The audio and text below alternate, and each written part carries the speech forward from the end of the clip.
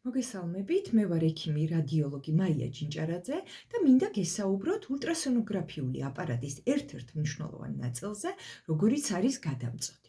მოდით ვთქვათ, რა არის გადამწოდი. გადამწოდი ეს არის მოწყობილობა, რომლის საშუალებითაც აღიძვრება მაღალი სიხშირის ბგერითი ტალღები, ეს ტალღები ვრცელდება გარემოში, სადაც გარდაიქმნება ეკოსიგნალებად, ეკოსიგნალები კი უბრუნდება გადამწოდს და გადამწოდი თავის მხრივ ამ ინფორმაციას გადასცემს კომპიუტერს, რომელიც ეკრანზე ეკოსიგნალების საშუალებით აწყობს ულტრასონოგრაფიულ გამოსახულებას, ეგრეთ წოდებულ სონოგრამას. გადამწოდების რამდენიმე სახე არსებობს და მათი დიფერენცირება უნდა მოვახდინოთ მახასიათებელი თვისებების მიხედვით. მოდით ვთქვათ, რა არის ეს თვისებები. ეს არის ფორმა, ზომა, სიხშირე, ნაკვალევი და პიეზოელექტრული კრისტალების განლაგება. ფორმით არის მრუდხაზოვანი და ხაზოვანი. ზომით ძირითადი გადამწოდებიდან პირველი არის მრუდხაზოვანი, იგივე კონვექსი, შემდეგ ხაზოვანი და ფაზური მასივის, იგივე სექტორული გადამწოდი. სიხშირის მიხედვით არის მაღალი სიხშირის, საშუალო და დაბალი სიხშირის. მაღალი სიხშირე განაპირობებს კარგ გარჩევადობას, მაგრამ დაბალ შეღწევადობას. საშუალო სიხშირე უკეთესი შეღწევადობაა მაღალ სიხშირესთან შედარებით, მაგრამ საშუალო გარჩევადობა. დაბალი სიხშირე კარგი შეღწევადობა, მაგრამ დაბალი გარჩევადობა. ნაკვალევი. რა არის ნაკვალევი? ნაკვალევი ეს არის გადამწოდის წინა ზედაპირზე არსებული არე, რომელიც უშუალოდ შეხებაშია პაციენტის კანთან და საიდანაც ვიღებთ ულტრასონოგრაფიულ გამოსახულებას. ნაკვალევი შეიძლება იყოს მრუდხაზოვანი მარაოს ფორმის ან მართკუთხა ბრტყელი ფორმის. პიეზოელექტრული კრისტალი.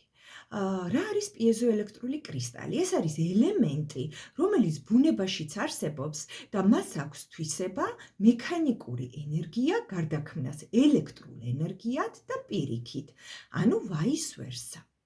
სწორედ პიეზოელექტრული კრისტალის მექანიკური რხევის შედეგად წარმოიქმნება მაღალი სიხშირის ბგერითი ტალღა და სწორედ მათ განლაგებაზეა დამოკიდებული თუ როგორი ნაკვალევი აქვს გადამწოდს. გადამწოდში პიეზოელექტრული კრისტალები თუ განლაგებულია სწორხაზოვნად, ვიღებთ სწორ მართკუთხა ბრტყელ ნაკვალევს, ხოლო თუ მრუდხაზია განლაგებული, ვიღებთ მრუდხაზოვან მარაოს ფორმის ნაკვალევს.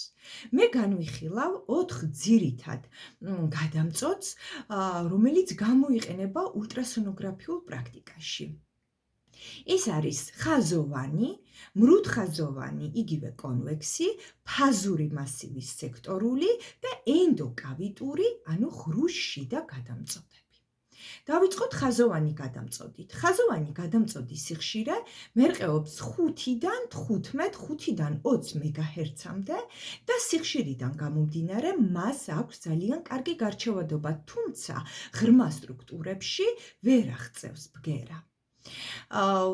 პიეზოელექტრული კრისტალები ხაზოვან გადამწოდში სწორხაზია განლაგებული, შესაბამისად ნაკვალევი არის მართკუთხა ბრტყელი ფორმის. რომელ ორგანოებს ვიკვლევთ აღნიშნული გადამწოდით? ჩვენ ვიკვლევთ 8 სანტიმეტრამდე მდებარე სხეულის ზედაპირიდან 8 სანტიმეტრამდე მდებარე ორგანოებსა და სტრუქტურებს, ისეთი როგორიც არის ფარისებრი, სანერწყვე, ყბისქვეშა, სარძევე, სათესლე ჯირკვლები, საყრდენ მამოძრავებელი სისტემის სტრუქტურები და სისხლძარღვები. მრუდხაზოვანი გადამწოდი იგივე კონვექსი. მრუდხაზოვანი გადამწოდი კონვექსი ხასიათდება 2-დან 5, 2-დან 7.5 მეგაჰერცი სიხშირით.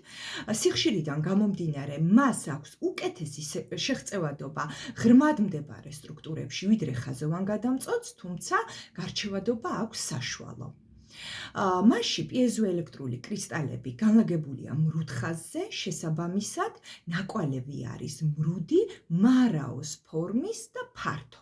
აი სწორედ ფართო ნაკვალევი გვაძლევს იმის საშუალებას, რომ გვერდით მდებარე სტრუქტურები და ორგანოების ვიზუალიზაცია მოვახდინოთ.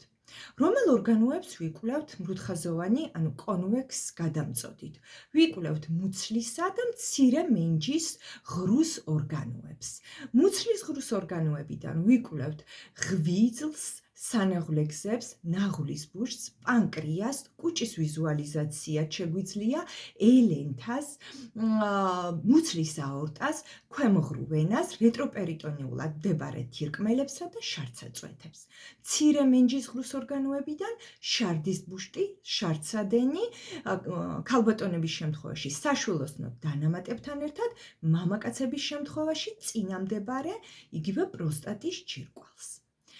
შემდეგი არის ფაზური მასივის, ანუ სექტორული გადამწოდი. ფაზური მასივის სექტორულ გადამწოდს სიხშირე აქვს 1-დან 4, 1-დან 5 მეგაჰერცის დიაპაზონის და მისი სიხშირიდან გამომდინარე შეღწევადობა აქვს ძალიან კარგი, თუმცა გარჩევადობა აქვს დაბალი. მასში პიეზოელექტრული კრისტალები მდებარეობენ ცენტრალურად, რაც საშუალებას გვაძლევს ვიწრო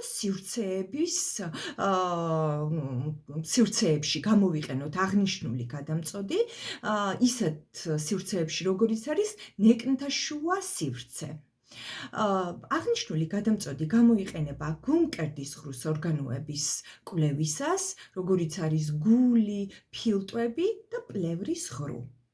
ასევე მუცლისა და მცირე მენჯის ორგანოების გამოკვლევის დროსაც შეგვიძლია გამოვიყენოთ, თუმცა იმის გამო, რომ მას აქვს ნაკვალევი ვიწრო, მრუდხაზოვანი ნაკვალევი აქვს მასაც ისევე როგორც კონვექსს, მაგრამ აქვს საკმაოდ ვიწრო, ამიტომ შედარებით ნაკლებად გამოიყენება.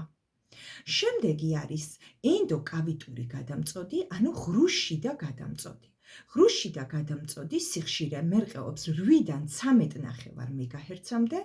სიხშირიდან გამომდინარე, მას აქვს კარგი გარჩევადობა, მაგრამ დაბალი შეღწევადობა, ამიტომ საკვლევ სტრუქტურასთან ან ორგანოსთან ახლოს უნდა მდებარეობდეს აღნიშნული გადამწოდი.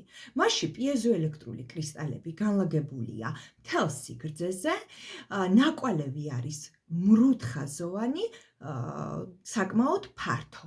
იგი გამოიყენება ტრანსვაგინური და ტრანსრექტული კვლევის დროს და ვიკვლევთ ქალბატონებში საშვილოსნოს დანამატებთან ერთად, მამაკაცებში წინამდებარე ჯირკვალს, იგივე პროსტატის ჯირკვალს.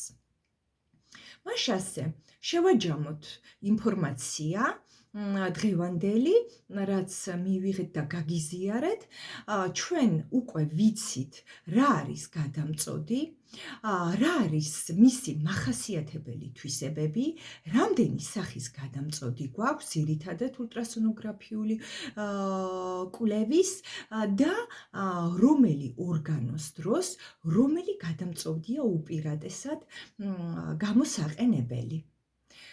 მადლობა ყურადღებისთვის, მომავალ ვიდეომდე.